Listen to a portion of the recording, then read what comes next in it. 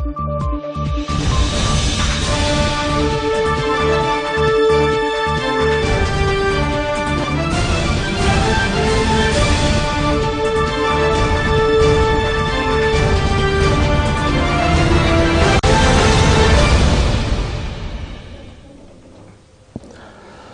السادة والسيدات، من الفضيلة بأن نحييكم ونقدم لحضراتكم نشرة أخبار الظهيرة. استهل معكم أنا عبد الله محمد علي بالعناوين.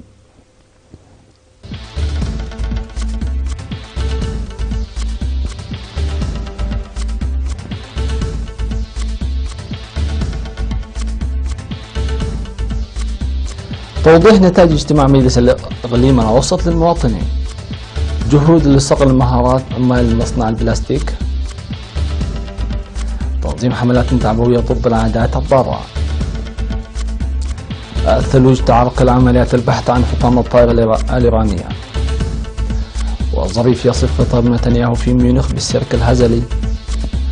الجيش البرازيلي يتولى مهام حفظ الأمن في شوارع ريو دي جانيرو.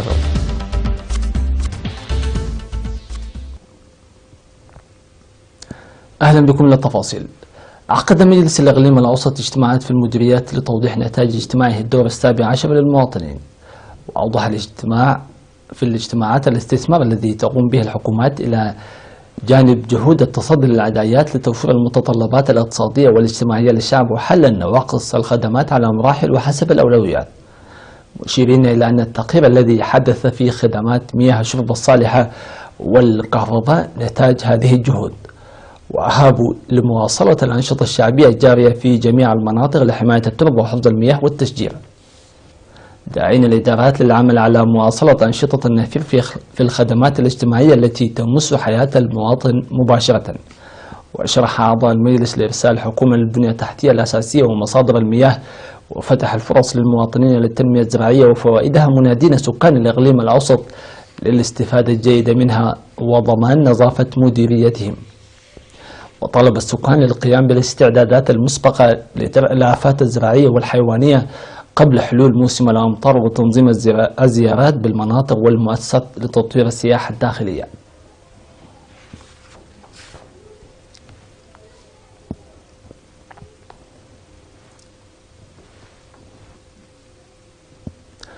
قال الشباب العمال في مصنع متريا للمنتجات مشتقات المطاط أن الخبرة التي يكتسبونها خلال العمل تدعم الدراسة النظرية التي تلقوها في الجامعات والمدارس الفنية وفتحت لهم آفاق جديدة. وأوضح الشباب العمال بأن المعرفة المكتسبة من مؤسسات التعليم العالي ومركز التدريب الفني يكون معظمها نظريا، مشيرين إلى أن تبادل الخبرات في مواقع العمل تساعد لتطوير القدرات والفعالية لتنفيذ الأعمال. وأوضح الشباب بأن الإدارة والقدرات البشرية الخبيرة الموجودة في المصنع تؤمن بتوريث ونقل الخبرات مما ساعدهم ليكونوا منتجين يتحلون بانضباط العمل وتحمل المسؤولية. وأقيم مصنع منتجات المشتقات المطاطية في مدينة مصوع في العام 2007 لإنتاج المواد المستخدمة في برامج التنمية الوطنية عامة وخاصة الأنابيب للاستخدام الزراعي والمياه ومجاري الصرف الصحي.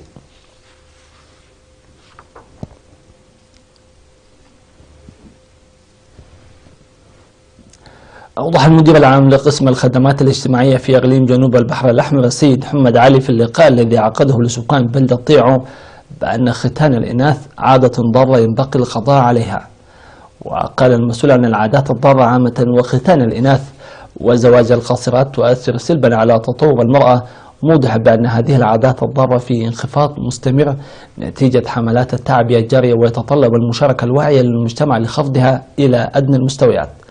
من جانبه أوضح مسؤول مكتب وزارة الصحة في الإقليم السيد أسفو نقاسي أن ختان الإناث يتسبب في عسر الولادة ويعرض الأم والجنين إلى المخاطر.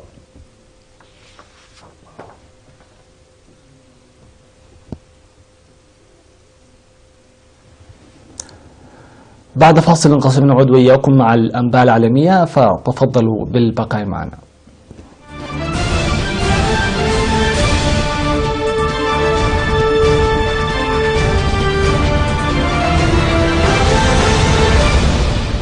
وصف وزير الخارجية الإيراني جواد ظريف كلمة رئيس وزراء إسرائيل بنيامين نتنياهو بأنها سيرك هزلي بعد أن هدد طهران برد عنيف في حال شن هجوم انطلاقا من سوريا على إسرائيل.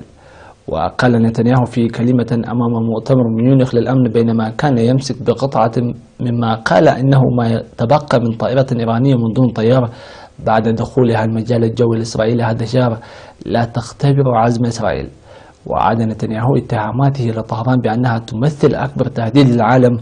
وشنت إسرائيل في 10 من فبراير الماضي سلسلة قارات جوية في سوريا على أهداف سورية وإيرانية ردا على اختراق طائرة إيرانية دون طيار أطلقت من سوريا مجالها الجوي بحسب الجيش الإسرائيلي، لكن طهران نفت هذا الأمر.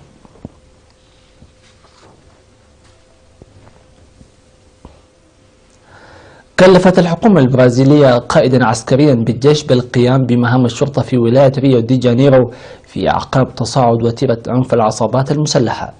وشبه الرئيس البرازيلي ميشيل تامر العنف بالسرطان، وقال أن الجريمة المنظمة انتشرت انتشارا واسعا بالولاية. واستغاث حاكم ريو دي جانيرو الحكومة للمساعدة في مواجهة الجريمة بالولاية بعد وقوع أعمال عنف في أحد المهرجانات السنوية الشهيرة. وسيقود الجيش قوات الشرطة وسيتولى مهام جميع الأجهزة الأمنية بالمدينة.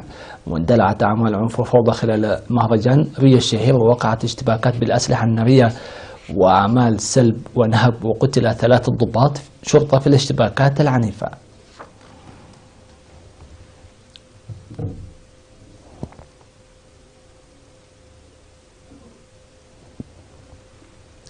حصد فيلم الكوميديا السوداء 3 لوحات إعلانية نصيب الأسد من جوائز الأكاديمية البريطانية لفنون السينما والتلفزيون بافتا خلال الحفل الذي أقيم في لندن مساء أمس الأحد.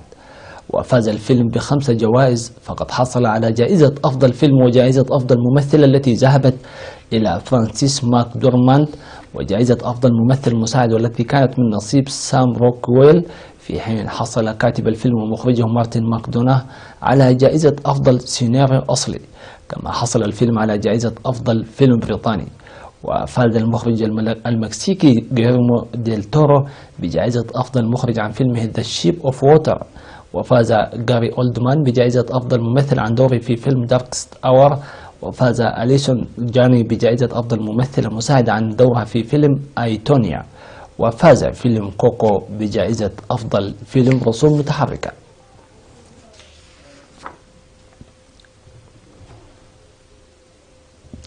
ومن أخبار الفن السابع إلى المحطة الرياضية بعد قليل.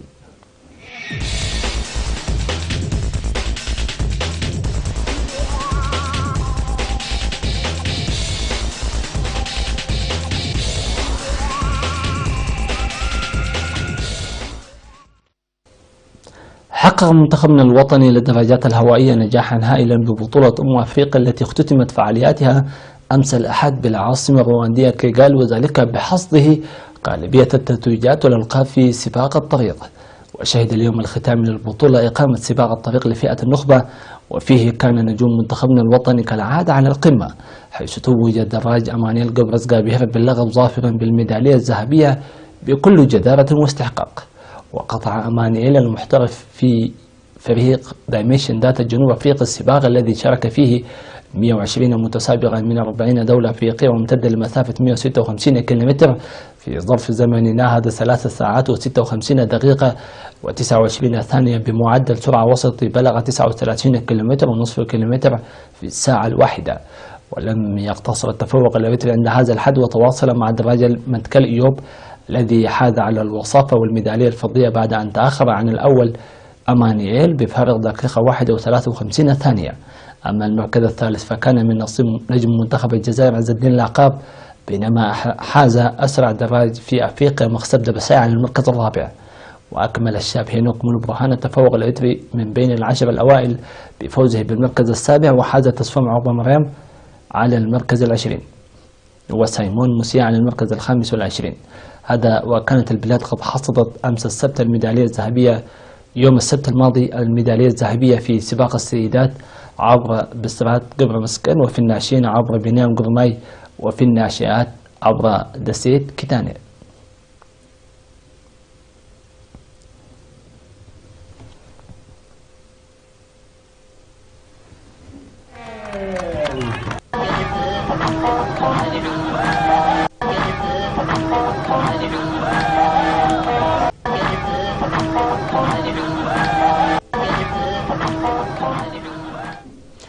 المشاهدون الأفاضل، بهذا نصل إياكم إلى ختام هذه النشرة. نشكركم على حسن المتابعة والإصغاء. في أمان الله وحفظه.